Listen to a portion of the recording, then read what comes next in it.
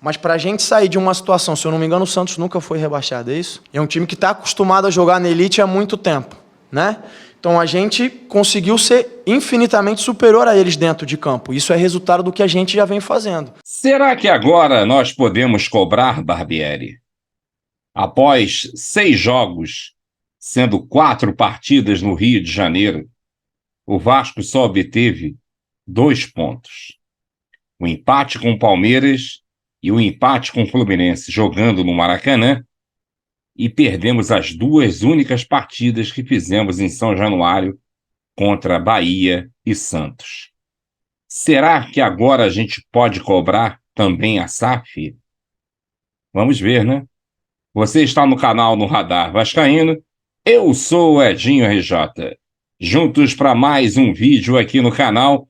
E eu quero pedir a você, caso seja a sua primeira vez aqui, que assista os vídeos e as lives e gostando, comente, compartilhe, deixe seu like, se inscreva no canal e ative aí o sininho para receber as notificações. Se você quiser ajudar o canal, seja membro e faça parte do nosso grupo de WhatsApp. É só você ir na aba Comunidade, clicar no link que você vai cair direto no grupo. Se você quiser ajudar mais, você tem a opção de fazê-lo através da chave Pix no radarvascaíno@gmail.com. No radarvascaíno@gmail.com. O banco é o Banco Inter. E, inclusive, tem aqui o QR Code do meu lado. É só você apontar a sua câmera que você consegue também nos ajudar. E segue também a gente nas redes sociais. Instagram, @no Radar Vascaíno. E no Twitter, @radar_Vascaíno. Mais uma partida em que o Vasco perde. Até que ontem, realmente, o time criou mais. Teve várias chances, né, ou algumas chances de conseguir fazer o gol. Mas a incompetência prevalece. E contrataram aí um centroavante que o cara não consegue fazer gol, né? A bola chega, ele chia que a bola não chega. Quando chega, ele não consegue fazer gol. E aí fica difícil. O Vasco perdeu para mais um time aí que a gente acha que poderia lutar pelo rebaixamento, e a coisa está se complicando. O Vasco agora é o 16º colocado na tabela de classificação, está a 1 ponto da zona de rebaixamento, e se não melhorar, tudo leva a crer que na próxima rodada o Vasco já deva estar fazendo figura dentro do Z4. Infelizmente é uma coisa que a gente aqui do canal já vinha alertando. Se não contratar, se não fizer o que tem que ser feito, esse time não vai andar. O time chegou até a fazer algumas partidas aí, né, que deixou a gente um pouquinho mais empolgado, só que aquele problema, quando a gente quer acreditar, eles quebram a nossa cara e fazem partidas ridículas como foram, principalmente no jogo contra o Bahia e o último jogo contra o Coritiba, em que o Vasco também não conseguiu vencer o fraquíssimo time do Coritiba, jogando com menos 5 jogadores até, né? 5 jogadores reservas, que nem o Santos ontem também não jogou com os jogadores titulares, e mesmo assim o Vasco não conseguiu vencer. Na entrevista coletiva do Barbieri, eu separei aqui alguns pontos da entrevista dele que eu vou reproduzir a partir de agora, e eu gostaria que você prestasse bastante atenção no que o Barbieri falou. Depois dessa introdução dele aqui, falando que o Santos nunca foi rebaixado e está acostumado a jogar elite, se fosse em outras épocas e realmente o Vasco tivesse na sua diretoria vascaínos, esse cidadão já estaria no olho da rua.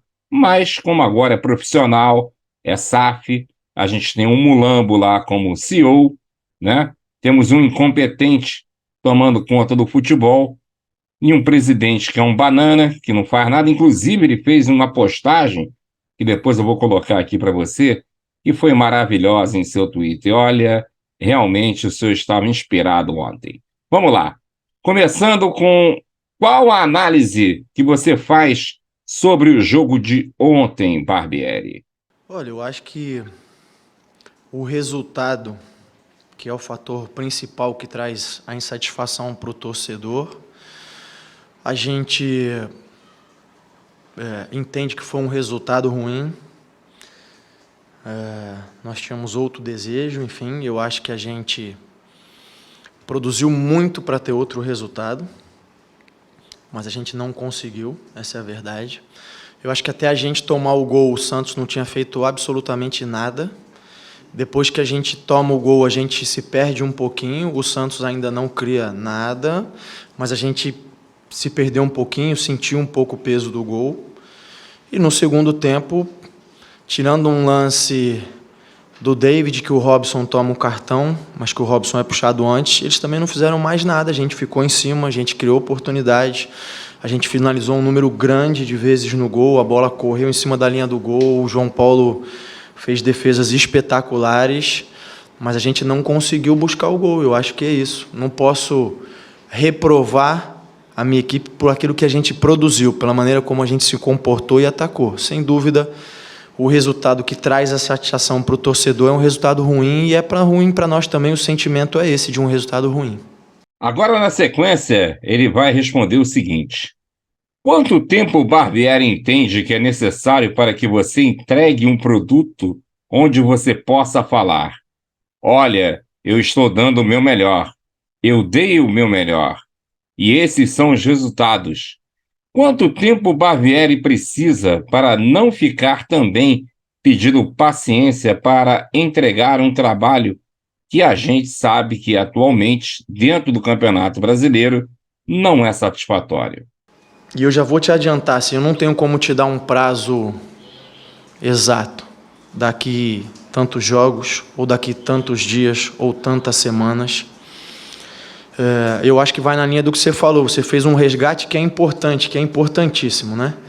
Que é esses últimos anos, como o Vasco estava sucateado, os rebaixamentos e tudo aquilo lá. E isso traz uma aflição muito grande para o torcedor, porque no momento em que ele vê uma luz no fim do túnel, e essa é a verdade, porque o túnel era completa escuridão até pouco tempo atrás, a gente não pode esquecer que até alguns meses atrás o Vasco estava com dificuldade na Série B, né? Isso é importante. E aí eu posso fazer uma analogia o seguinte: para um paciente que está na UTI, não dá para esperar que ele vai pular da cama e sair correndo, mas dá para esperar que ele vai se reerguer, que ele vai fazer a fisioterapia, que ele vai... E a gente está nesse processo. Eu sei que o torcedor não quer ouvir isso, eu também não gostaria de estar dizendo isso nesse momento. Agora, eu preciso ter o cuidado e conto com a colaboração de vocês para a gente entender que um resultado como esse também não quer dizer que não houve ganho nenhum até agora. Porque a gente tem uma base de equipe, e volto a dizer, hoje, se a gente olhar para o jogo, tirando 1-0, o Vasco foi infinitamente superior ao Santos. E isso é resultado do trabalho. Não nos trouxe o resultado do jogo que nós queríamos. Não nos trouxe o resultado em pontos que nós queríamos. Mas para a gente sair de uma situação, se eu não me engano, o Santos nunca foi rebaixado, é isso? É um time que está acostumado a jogar na elite há muito tempo, né? Então a gente conseguiu ser infinitamente superior a eles dentro de campo. Isso é resultado do que a gente já vem fazendo. O que a gente tem que fazer agora é transformar isso em resultado final de jogo, transformar isso em pontos ganhos. A gente tem conseguido competir oscilando o desempenho, e eu reconheço isso, contra grandes equipes, como eu vinha falando anteriormente, mas precisa traduzir cada vez mais isso em resultado. A gente está nesse caminho, eu não consigo te dar um tempo. Posso te falar com a maior sinceridade do mundo, que a gente segue trabalhando, que a gente segue lutando, segue fazendo tudo que está ao nosso alcance. Se tem uma coisa que eu não posso reprovar os meus jogadores de jeito nenhum, não vou fazer, foi que eles competiram. Do primeiro ao último minuto. Eles deixaram tudo dentro de campo. Figueiredo pediu para sair com cãibra. Eles entregaram tudo que podiam, tentaram. A gente precisa ser mais eficiente? Concordo, sem dúvida nenhuma.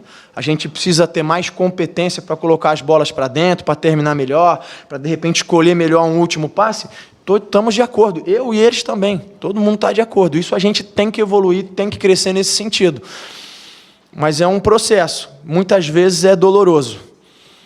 E aí, eu entendo a insatisfação do torcedor, ela faz parte, o torcedor tem direito de se manifestar como se manifestou, cabe a nós trabalhar, fechar a boca e tentar entregar cada vez mais e melhor. Com as entradas de Galarza, Barros e Figueiredo, O que você esperava quando fez essas mudanças na escalação dentro do time titular? E por que o Vasco está tendo tantas dificuldades para furar essas defesas que se colocam em bloco na frente do gol?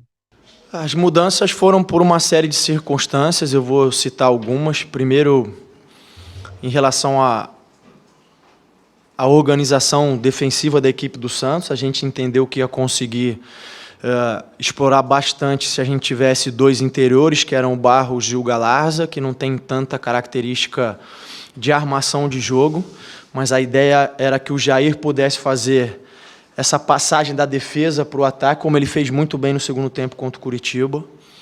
O Jair não estava 100%, porque ele teve um entorse feio no tornozelo, num lance do Curitiba em que o Zé Roberto dá um carrinho nele, que é até motivo de reclamação do clube junto à CBF. Naquele lance o Jair teve um entorse importante, então o Jair não estava em condição, então uma das ideias era também ajudar a proteger o Jair, ter dois caras que fossem marcar, que dessem consistência ao meio campo. O Alex é um jogador que nos ajuda nisso, tem presença, tem finalização, é um jogador um pouco mais criativo, mas o Alex, na véspera do jogo, estava com a CK elevada, termografia alterada, com sinais de cansaço, então a gente entendeu que na sequência seria um risco começar com o Alex para jogar 90 minutos, e isso ajudou também a eu escolher essa outra formação. E eu acho que a gente fez bem, porque até a gente tomar o gol, a gente estava criando oportunidade, chegando e jogando eles para trás, mas realmente sentiu um pouco, pesou essa questão emocional na hora do gol. Em relação a jogar contra as equipes fechadas, o que eu posso te responder é que essa não é uma dificuldade do Vasco, essa é uma dificuldade de qualquer equipe. O Vasco encontra dificuldades quando enfrenta um adversário com um bloco muito baixo e a maioria das equipes encontra muita dificuldade. Tem exemplo aí em Champions League, o Real Madrid marcou lá embaixo, e o City teve muita dificuldade. A gente criou muita dificuldade para o Fluminense quando a gente desceu o bloco. Então, é uma dificuldade do futebol em si. Porque, apesar do campo ter 105 por 68, quando o adversário joga ali da intermediária para trás, esses 105 sumiram, viram 40 metros. E você ter que criar em 40 metros é muito mais difícil do que você ter que criar se o jogo fica aberto, né? Então não é uma dificuldade do Vasco, embora o Vasco também esteja com essa dificuldade, a gente, sem dúvida, tem que buscar soluções. E eu acho que a gente tentou, porque... é um fato, a gente cruzou muitas bolas, sim, por eles estarem fechados, jogou, o Pedro é um cara de área, mas a gente também entrou por dentro algumas vezes com o Alex, entrou com o Pedro, no lance que o Paulo citou, que a gente está reclamando uma decisão errada. Eu acho que a gente tentou de diferentes formas entrar, e acho que o que acabou pesando foi isso, a gente não conseguiu eficiência, talvez tenha faltado também um pouco de sorte, porque a bola batia em todo mundo, batia no zagueiro e saía, batia no goleiro, e a gente não conseguiu fazer o gol.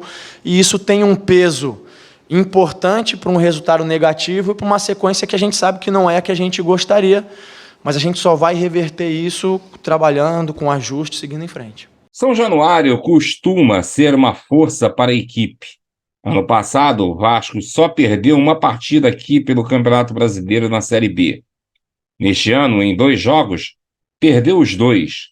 Até que ponto isso afeta a estabilidade da equipe quando a sintonia com a torcida não está equilibrada? Haja visto que alguns jogadores, e mesmo você, foram hostilizados pelos torcedores. Olha, eu acho que está até escrito nos muros do estádio aí, né? São Januário, um ambiente hostil, né? E o fato é que os resultados têm feito que talvez em alguns momentos da partida o ambiente está mais hostil a nós mesmos do que aos adversários. Agora, a gente só vai reverter isso com resultados positivos, a gente sabe disso. Então, é manter o nosso foco, a nossa concentração e o nosso trabalho naquilo que a gente pode fazer, que é tentar apresentar, buscar resultados positivos aqui dentro, e aí eu tenho certeza que o ambiente vai se voltar a ser a nosso favor. Barbieri, você pensa em fazer mudanças táticas para a próxima partida contra o São Paulo no próximo sábado lá no Morumbi?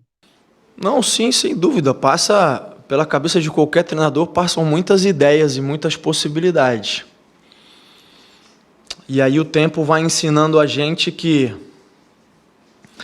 apesar de todas as ideias e possibilidades, o que vai determinando é aquilo que o campo apresenta, né? Então é entendendo quais são as respostas que o time vai dando em função das variações, entendendo aquilo que o adversário vai apresentar para a gente fazer as escolhas. Sem dúvida nenhuma, a presença do Alex com 3 muda a maneira de jogar em relação ao Figueiredo, e essa foi uma das ideias para hoje, né? E a gente pode atuar com os dois juntos sem problemas, como a gente fez no segundo tempo. Agora, é isso, a gente tem que... Eu eu sempre faço isso. Eu vou chegar em casa e vou rever o jogo. Porque, por mais que eu tente ali ter a serenidade e a calma necessárias, eu estou envolvido emocionalmente com o jogo ali na beira do campo. E a minha visão é uma na beira, a visão depois no vídeo é outra. Então é isso, o papel agora é rever o jogo, rever quais foram, o que funcionou, o que não funcionou tão bem, o que eu posso explorar melhor, aquilo que eu posso potencializar e levar em consideração o São Paulo. Mas respondendo a sua pergunta, claro, sempre é uma possibilidade, sim. E finalizando a coletiva do Barbieri, em um jogo que o Vasco criou inúmeras oportunidades e a bola não entrou, o Santos teve 2 chances. Você acha que foi justo ser crucificado e ser xingado no momento em que você está saindo ali do campo, ouvindo a torcida gritar, depois de um jogo como esse? O que você poderia ter feito para mudar essa situação? Vou começar pelo final. A única coisa que poderia ser diferente seria o resultado para mudar essa situação.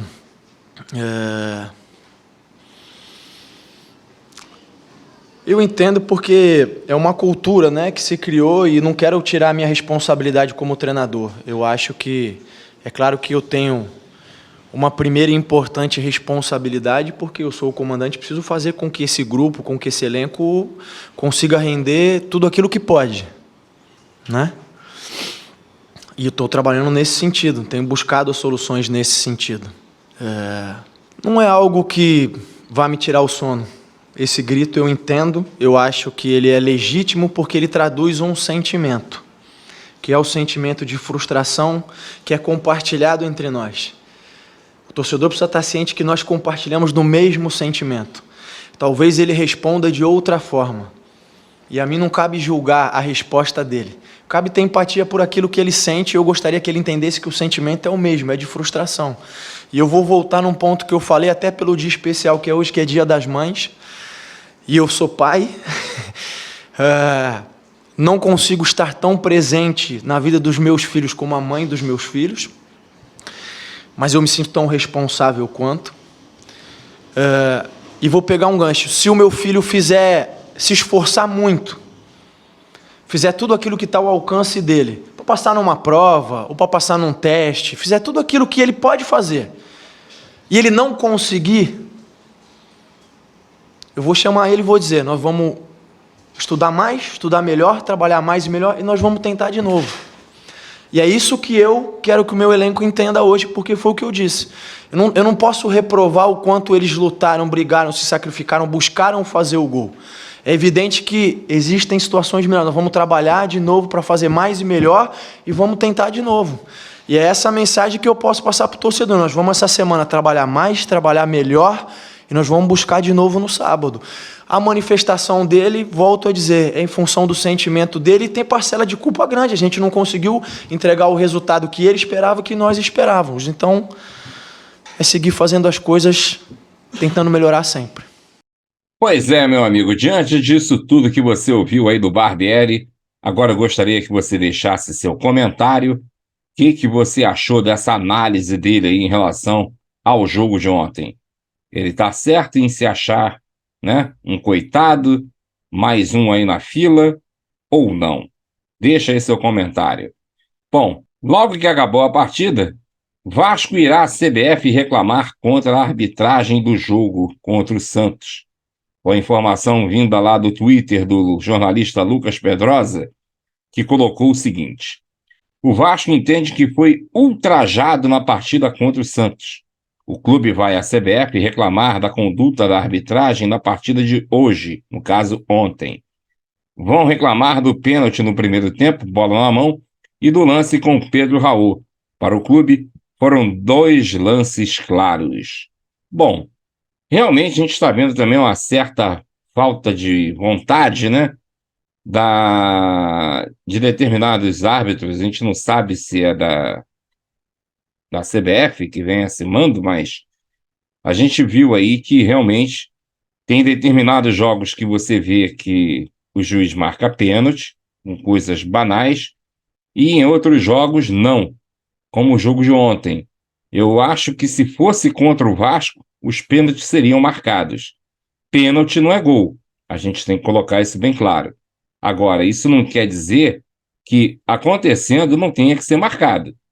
Por muito menos a gente já viu aí a gente sofrer pênalti em bolas semelhantes, né? O lance do Pedro Raul eu não contesto nem tanto. Eu teria que ver mais vezes ali para ver realmente. Na hora eu só vi esse lance 1 ou 2 vezes e mesmo assim rápido e no calor do jogo, com muita raiva, a gente, né, não analisa direito. Agora, o lance do primeiro tempo em que a bola bateu na mão do zagueiro do Santos, aí é pênalti. Não vai marcar por quê? Não marcaram ano passado contra o Flamengo naquela semifinal? O Anderson Conceição de costas para o lance, a bola bateu na mão dele, o juiz não marcou pênalti. E o engraçado é que o VAR nem interferiu. Se interferiu, não chamou o árbitro.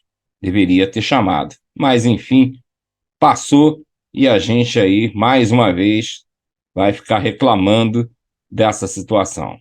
E conforme prometido, tá aí o Twitter do presidente do Associativo Jorge Salgado, em que ele teve a coragem de escrever em seu Twitter: massacramos e perdemos.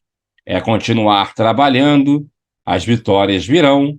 Santos não jogou e venceu. Acontece. Acontece, seu Jorge Salgado. É que o senhor entrou para ser presidente do clube associativo com uma proposta e não cumpriu nada. Acontece, seu Jorge Salgado, que o senhor assumiu o clube associativo e vendeu o futebol do clube para uma empresa porque o senhor não teve competência para gerir o Vasco da Gama. Se o senhor não tinha essa competência, não ficaria mais bonito o senhor ter pedido para sair, ter feito novas eleições? Mas não, né?